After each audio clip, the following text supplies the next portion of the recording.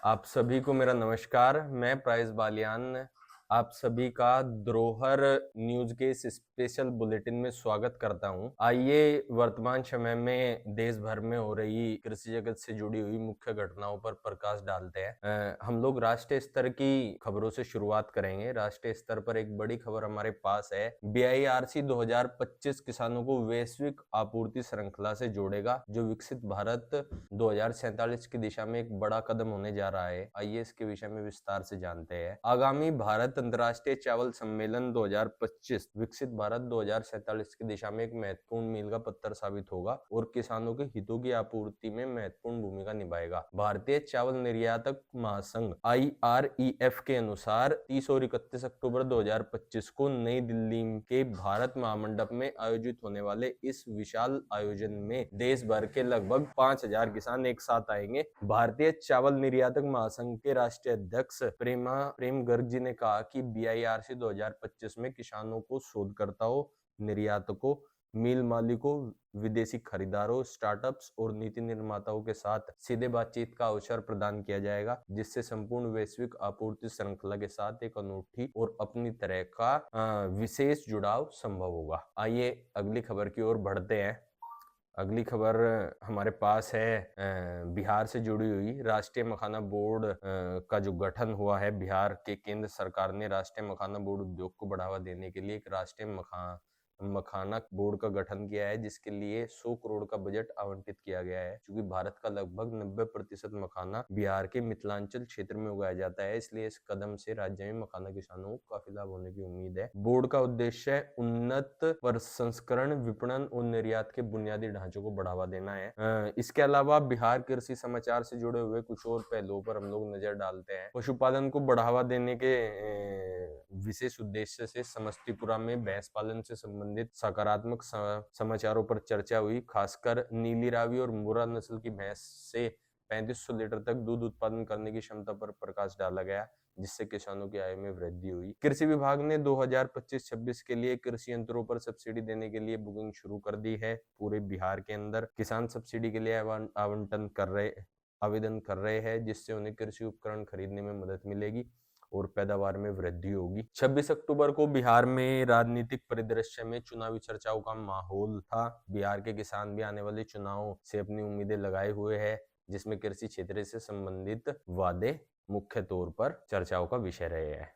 कृषि सवेरा कार्यक्रम की एक विशेष सुर्खी हमारे पास है। कृषि सवेरा जैसे कार्यक्रम के माध्यम से बिहार में कृषि से संबंधित नई जानकारी और तकनीकें किसानों तक पहुंचाई जा रही है, ताकि उन्हें उन्नत खेती के तरीके सीखने में मदद मिले। 26 अक्टूबर को भी इस तरह के प्रचार जारी रहे। आइए आगे बढ़ते हुए हरियाणा क्षेत्र से जुड़े हुए कृषि समाचारों पर एक प्रकाश डाल लेते हैं।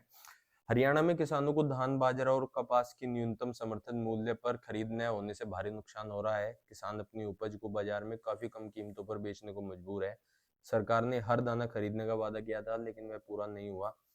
हरियाणा प्रदेश व्यापार मंडल के प्रत्याशी अध्यक्ष बजरंग गर्ग ने राज्य सरकार पर धान, बाजरा और कपास की न्यूनतम समर्थन मूल्य MSP पर खरीद न करने का आरोप लगाया है।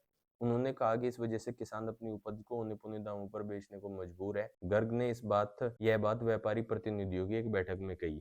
इसके अलावा हरियाणा सरकार ने गुरुवार देर रात 2025-26 के लिए नई कस्टम मिल्ड राइस CMR नीति जारी की, जिससे राज्य भर में राइस मिल और डीलरों में नाराजगी फैल गई है। उन्होंने नीति में बदलाव की मांग की है। नई नीति में सबसे बड़े बदलाव टूटी हुई चावल की मात्रा को लेकर है। पहले डिलीवरी में 25% टूटा चावल स्वीकार किया जाता था, लेकिन अब इसे घटाकर सिर्फ 10% कर दिया गया है। मिलर्स का कहना है कि चावल की मिलिंग के दौरान टूटना एक प्राकृतिक प्रक्रिया है और इस नियम से उन पर अतिरिक्त बोझ पड़ेगा। 26 अक्टूबर 2025 को हरियाणा में सुबह और शाम हल्की ठंड थी। आइए अब हरियाणा क्षेत्र से जुड़े हुए मौसम के विषय में जानकारी ले लेते हैं। 26 अक्टूबर 2025 को हरियाणा में सुबह और शाम हल्की ठंड थी, जबकि दिन में धूप और उमस भरा मौसम था। भारत मौसम विज्ञान विभाग IMD के अनुसार यह मौसम बदलाव एक पश्चिमी विक्षोभ के कारण होने वाले बदलाव से जुड़ा हुआ है, जिसका प्रभाव 23 अक्टूबर से उत्तरी मैदानी इलाकों पर पड़ने की उम्मीद थी। तापमान और मौसम की स्थिति: अधिकतम 25 अक्टूबर को पलवल में लगभग 35 डिग्री दर्ज किया गया एवं सामान्यतः जो तापमान है वो 26 से 27 डिग्री सेल्सियस के आसपास रहा। सुबह और शाम को हल्की ठंड रही, दोपहर को तेज धूप और उमस ने लोगों को परेशान किया। आने वाले मौसम के पूर्वानुमान के विषय में अगर बात करें तो आईएमडी के अनुसार 27, 28 और 29 अक्टूबर को मौसम इसी प्रकार का रहने की आशंका है। हल्की बारिश की संभावना भी कुछ क्षेत्रों में दर्शाई जा रही है। अगर मैं बिहार क्षेत्र के मौसम की बात करूं तो छठ पूजा के दौरान बारिश की संभावना है, आईएमडी की चेतावनी आई है। और इसके अलावा कुछ एक जिलों के अंदर छुटपुट बारिशें भी देखने को मिली है। तेज हवाओं और बारिश की संभावनाओं के चलते हुए पूरे राज्य में आगामी रबी फसल की रोपाई को लेकर व्यवधान देखने को मिल रहा है।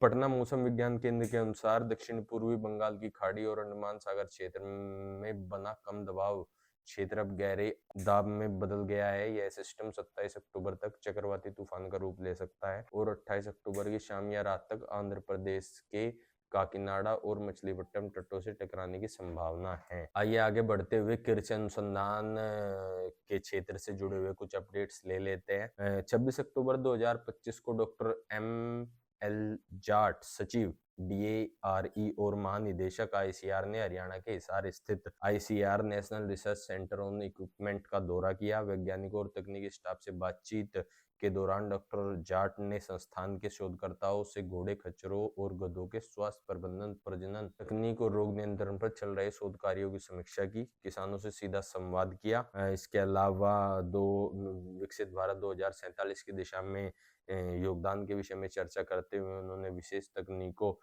के आउटकम और इनपुट्स और आउटपुट्स के विषय में और उनके आगामी लक्ष्यों के विषय में गहन चर्चा की। टीम धरोहर द्वारा किए गए आज इस पहले प्रयास में सार्थक रूप से शामिल रहने के लिए और हमारे साथ जुड़ने के लिए आप सभी का बहुत बहुत धन्यवाद। हम नियमित रूप से और समय दर समय आपको आगामी समाचारों के विषय में जानकारी देते रहेंगे। धन्यवाद।